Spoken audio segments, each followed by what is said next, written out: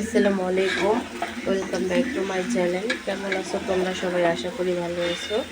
আল্লাহর রহমতে আমি অনেক ভালো আছি। তো গাইস, তোমাদের মাঝে আরেকটি রান্নার রেসিপি নিয়ে চলে আসলাম। তো আজকে কী রান্না করবো তোমাদের সাথে শেয়ার করব। তো ভিডিওটি ফার্স্ট থেকে লাস্ট পর্যন্ত দেখতে থাকো, আশা করি ভালো লাগবে। আর ভালো লাগলে প্লিজ একটি লাইক আর একটি সাবস্ক্রাইব করে পাশে থাকবে।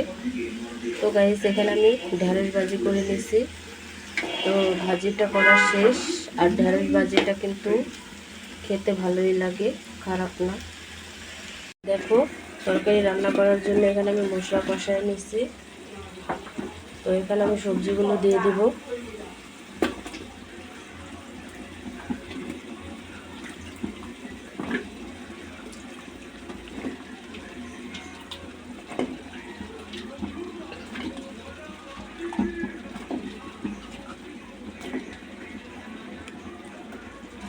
তো সবজিগুলোকে খুব ভালোভাবে আমি মশলার সাথে মিক্স করে কষিয়ে নেব খুব ভালোভাবে।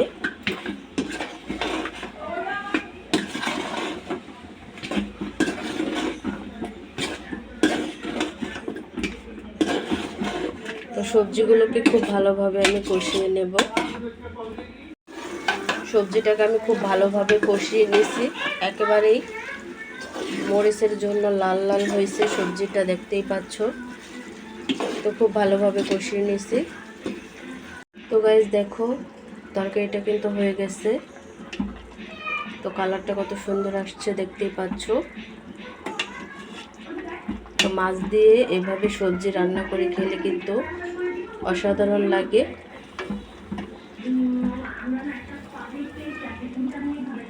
তো এইভাবে আমি তরকারিটা রান্না করা শেষ করব, কারণ একটু ঝোল ঝোল রাখলে ভালো হয়। তো গাইস, আজকে রেসিপিটি কেমন লাগছে অবশ্যই কমেন্টে জানাবে। তো অন্য কোনো রেসিপি নিয়ে তোমাদের মাঝে আবার চলে আসব। আজকে এই পর্যন্তই। সবাই সুস্থ থাকবে, ভালো থাকবে। আল্লাহ হাফেজ।